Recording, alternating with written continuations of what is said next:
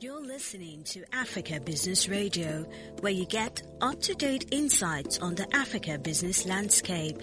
Log on to www.africabusinessradio.com. Your favorite shows are available on podcasts. Download them on our website and mobile app. Africa Business Radio, towards a profitable Africa. They are 1.8 billion globally. They will make 75% of workforce by 2025. They will outspace earnings of baby boomers in less than 10 years. Smartphones and tablets are the argument settlers and fact checkers for every conversation. Get more insights on African Millennials on Africa Business Radio, towards a profitable Africa.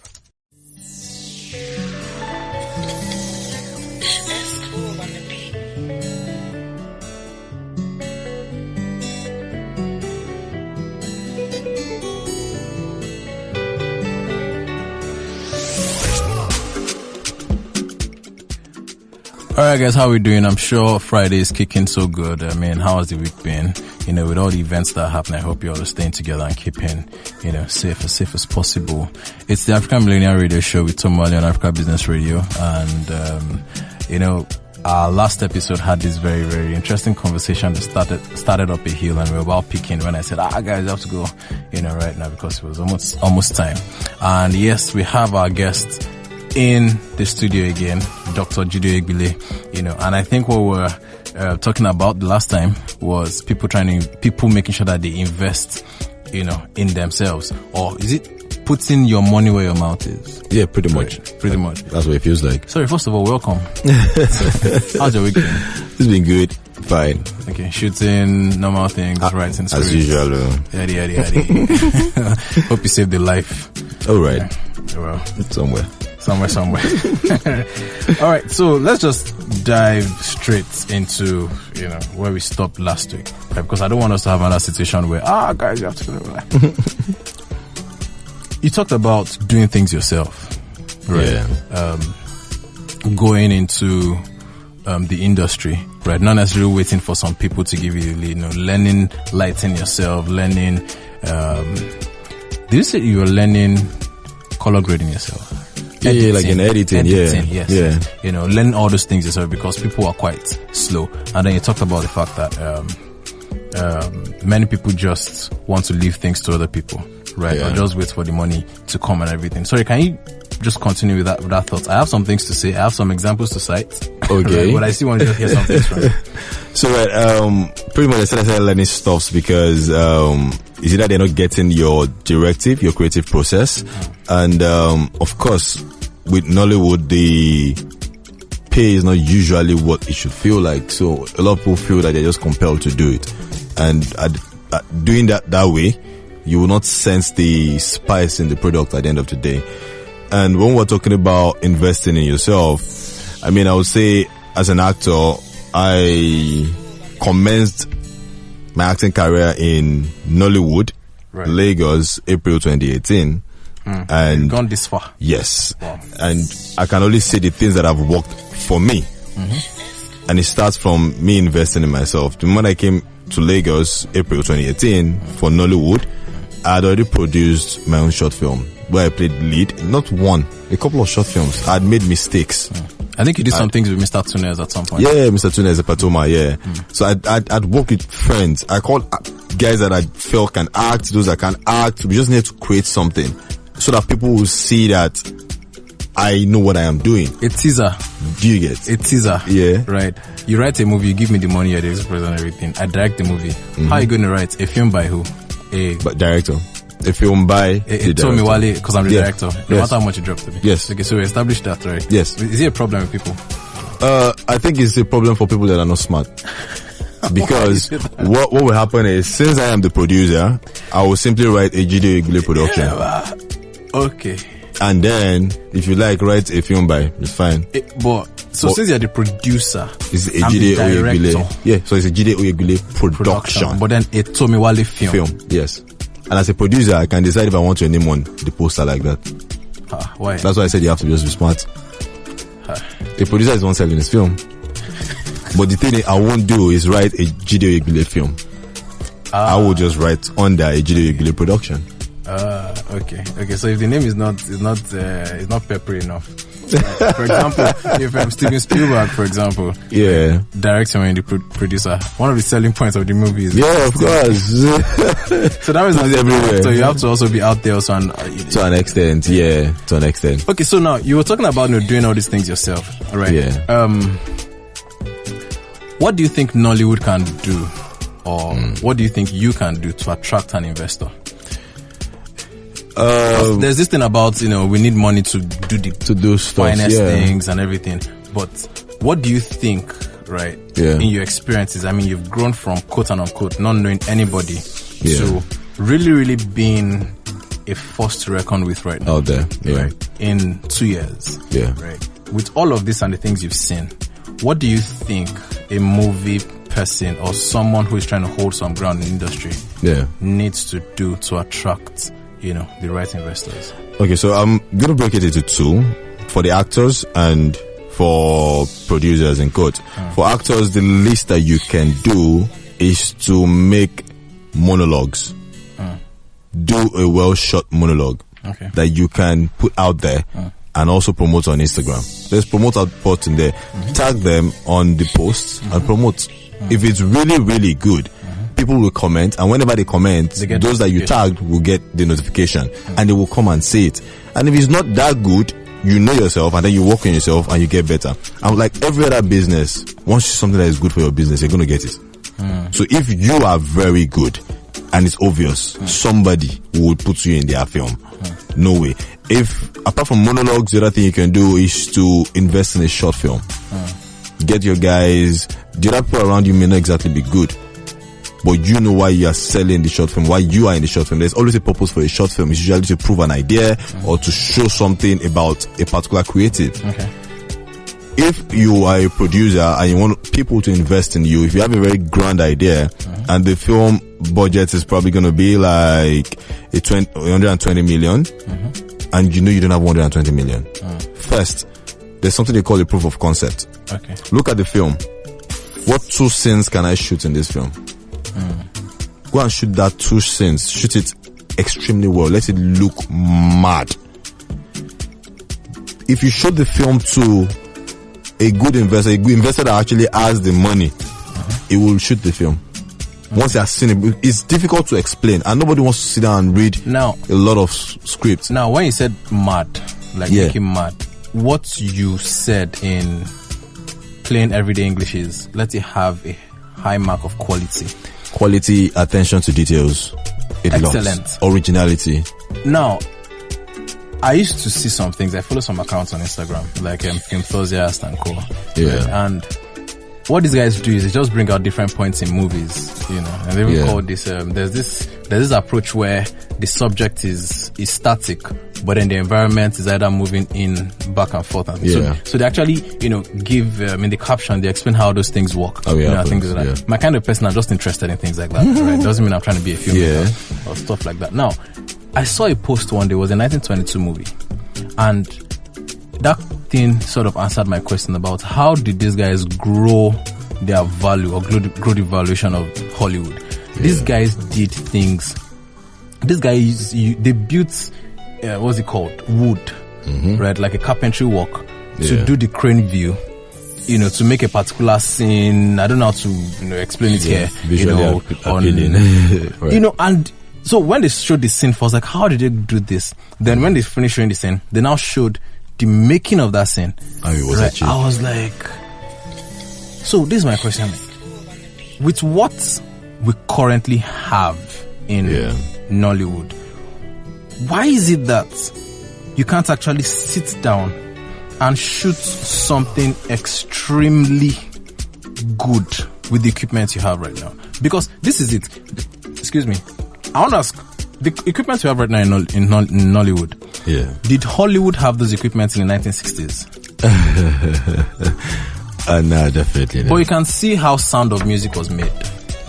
Right? You can see how the first Great Gatsby movies, I think there was a 922 one and everything, all those movies were made. Right? So, what is it really from your experience? What is that lacking thing, in this? I mean, I feel it starts with the drive of the director and the producer. The drive is very important, because I would want to say that the budget that they had in 1922, for example, compared to the budget that we have at that point in time, even though they are going to call theirs low budget, ours will probably be no budget, to be honest. But then they learned how to be very, very creative. Because those time I was going to shoot something. What you're talking about is called the dollyism, where the character is there and everything just keeps moving at the back and all. Yes. But now, those time I want to shoot something, and of course I didn't have a crane or I didn't have a slider or anything. Fine, put the camera on the wheelchair and move. Yeah, so how creative is the director? How is he seeing it? What can he picture? I mean, if you don't even picture it before you shoot it, then it's not going to work. And then most problem we have in the industry is pre-production is not usually as adequate as it should be. Because in pre-productions, there are things we call mood boards, storyboards. Exactly. We don't do it. And that's because there's no budget. By the time you want to get a storyboard artist, you're like, nah, let's use this money that mood board and pay thing, this right? person. I was watching, I saw Sugar Rush in the cinema. At some point, I was on my knees laughing. The movie was that funny to me, right? Yeah. And then I noticed some things in some scenes in Sugar Rush where the color of what the characters are wearing complemented, the background complemented. So I asked someone who I think she was part of the crew, I said, you guys had mood boards for this of it? Yeah. She said yes. I was like, mood board, color palette, and I trust Kemi Adetiba. Kemi Adetiba is my good friend and a very good director. Oh, he did that movie, yeah? Yeah, Kemi Adetiba directed it for Jide JBlaze. Yes. It was a brilliant film. And that's attention to details. That's when we get better. You already have a color palette. On this film set, these are our colors. It shouldn't go beyond this.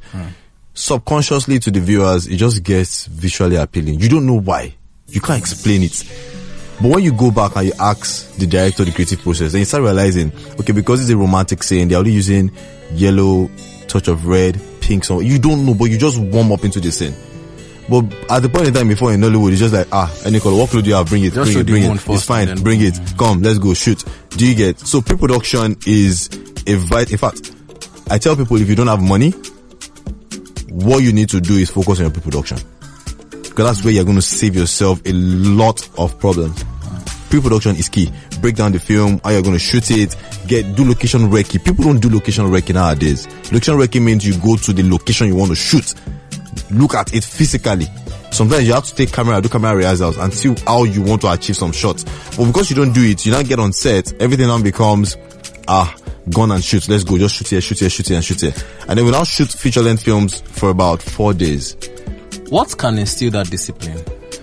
Because, I mean, I don't know. I'm sorry. It looks like I'm putting you on some hot seat. No, it's fine. Right now. From what you're saying about, the pre-production part and everything, what I was hearing is you have to study well, read well before you go into the lab to do the practicals. Yeah, medicine. that's fine. Yes. Right. So, in movies now, you have to do all those things. What do you think can be the factors, right? So, is there an age gap thing in production processes? As we say, we use it how we used to do it in our old days. Yeah. Possibly. All those things, right? Can there be a new, I don't know, because this is it, sorry, in music, music videos weren't particularly cool. Until the Mo Hits guys came, the Square Record guys came, and they started laying some standards, right? So is there something that can just break into that kind of a thing that, see, if your movie no tap, I won't come. Man, but that's the option. See, it's difficult, and everybody will say it. The movie industry is not fully understood, because you will see films where you're going to do proper pre-production. The quality of the film will look exceptional. I mean, exceptional for a Nollywood film. You're like, nah, this is beyond Nollywood. And then it gets to the cinema, and it's probably just going to make, in quotes, just put figures, 10 million. And you see another person that's going to shoot on that film. They'll shoot it in 2 days. Anyhow, put anybody, laugh, slapstick comedy, and then you now make 100 million. And you probably did it in half the days that you shot the one that was exceptional. Investors will come and be like, you know what? I'm investing to make money. I'm not investing to see a better film. Exactly. Okay, quick job. I think it was 2010 or 1 year that Tyler Perry made more money than Steven Spielberg. Yeah. Right. So the amount of details that Steven Spielberg put into his movie is not what Tyler Perry would have put into his black drama at that particular point in time. There's also something about movies like Facing the Giants and all those Christian-based movies where you have low budgets, but then they're making waves in sales, right? I was seeing something with Tom Cruise recently. Okay. The last Mission Impossible Fallout. Right? They actually shot it on a cliff, and then they had to use choppers to, raise all of the equipment and the tents and people to that cliff to shoot. And the question was like, why don't you just do this one in a green screen? But then Tom Cruise was like, there's a difference. Yeah. Right. Tom Cruise learned how to fly the chopper. So he did that spiral thing. In fact, somebody said that we've lost him, and then just went come back up, again. So he said that there's that difference. Now, is it possible that, come what may, I know say boys gas chop. Yeah. Like, so the revenue.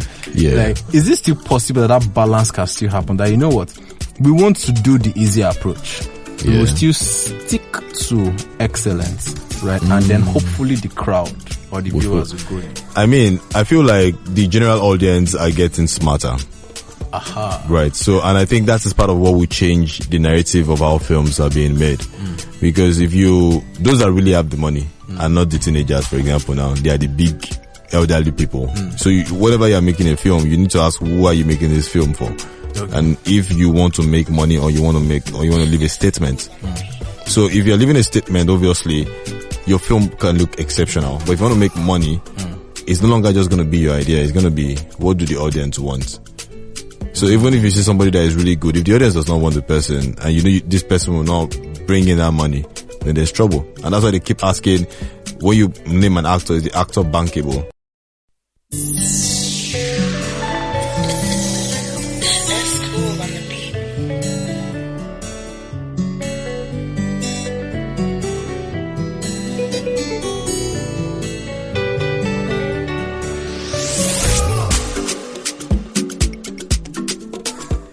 I mean, I'm really soaked into this conversation. I'm happy it's happening, actually. And, I've always wanted to have my reservations when I'm saying some things. And I'm just hoping that, okay, one day I'll just grab one person and just say, guy, why don't you do them like this? But I'm happy that people like you are actually not just talking from the outside, but being in the kitchen and hoping sure that all the dishes there, look good. And hopefully everybody outside enjoys a healthier meal.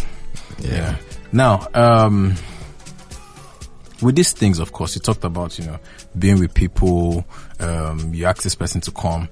I could hear you actually talking about working with teams, even when we weren't saying it expressly. Yeah. And working with teams means you have relationships or building relationships. Right? Yeah. Can you talk about the importance of that? I can just read a 2-year time span of you being in Nollywood. Yeah. How important is relationship, or has relationship been in your journey?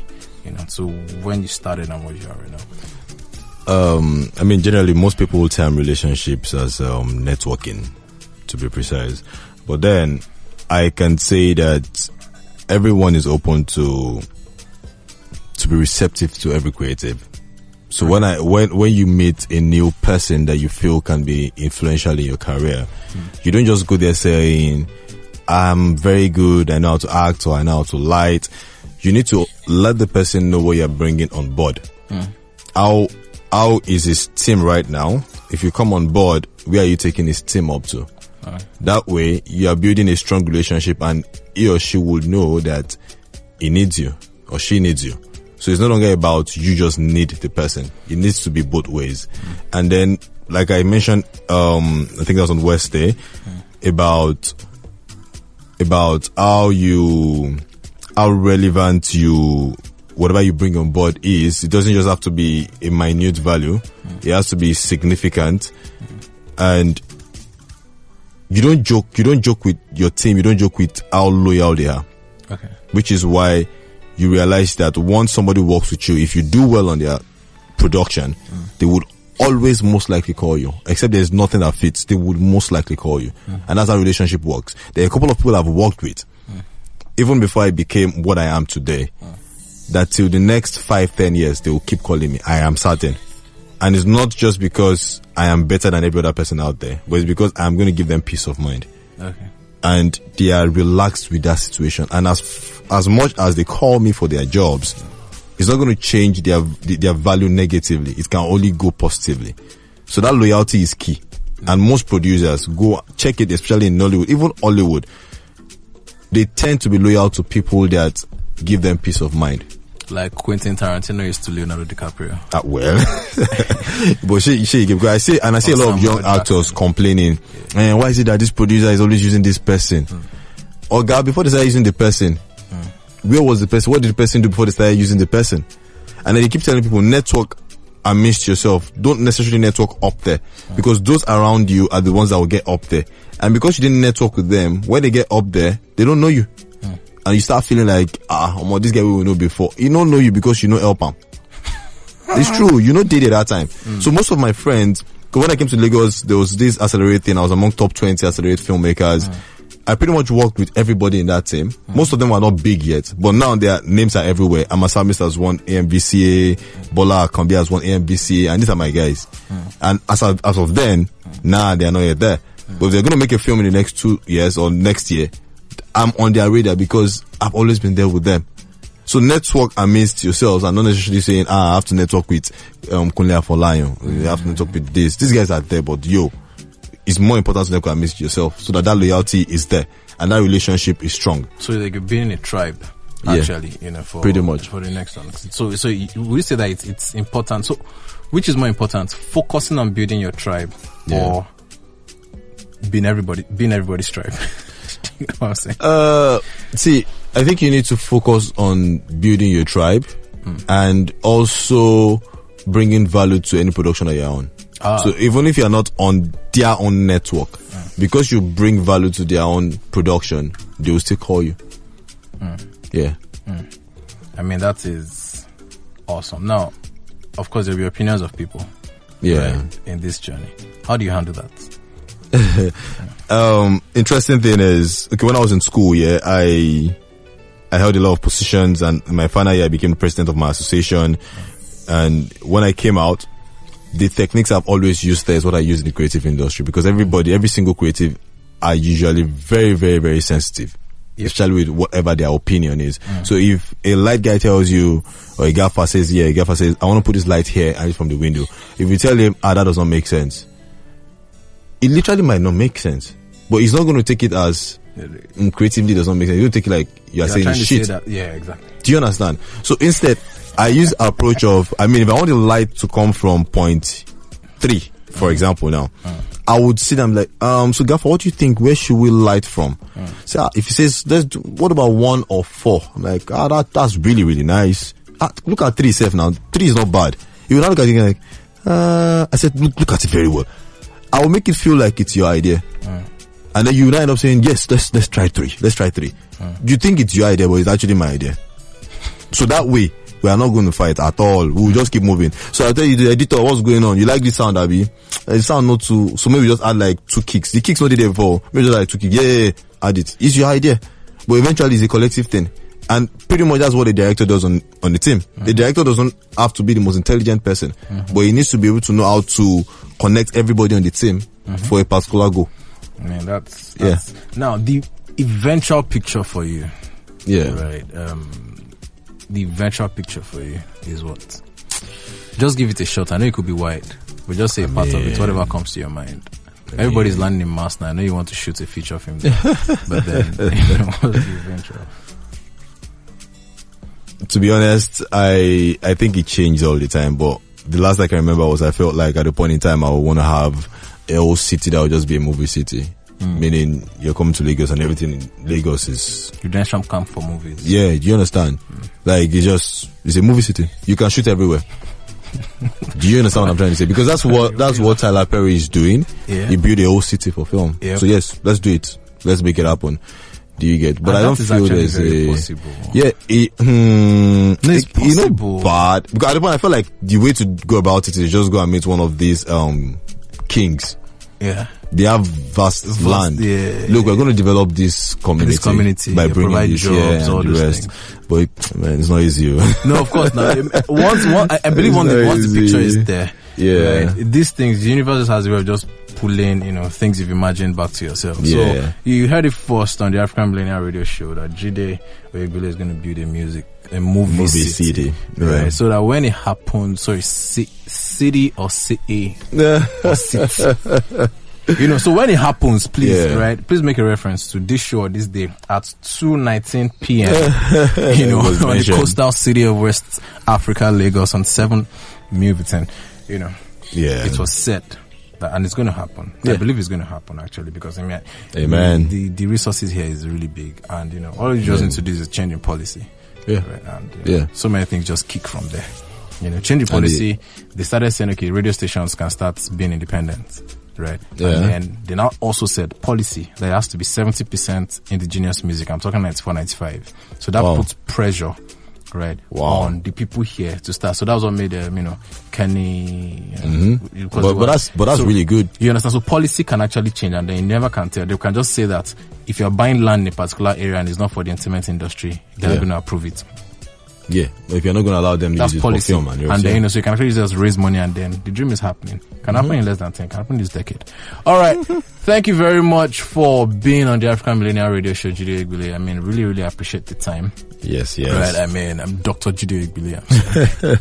Jide Oyegbile, Dr. Jide Oyegbile, filmmaker Jide Oyegbile, teacher Jide Oyegbile, my producer Mickey Jagger. All right, thank you very much, and don't forget, guys, to go on africabusinessradio.com to listen to past editions. You can also search the African Millennials on podcast, Spotify podcast, and Google podcast to listen to past editions of the African Millennial Radio Show. Right, it's Tommy Wale, and I gotta say, guys, if you're gonna drink tonight, don't drive. Stay safe as much as possible, right? And don't forget to enjoy the wonderful weekend. Have a wonderful evening. Bye for now.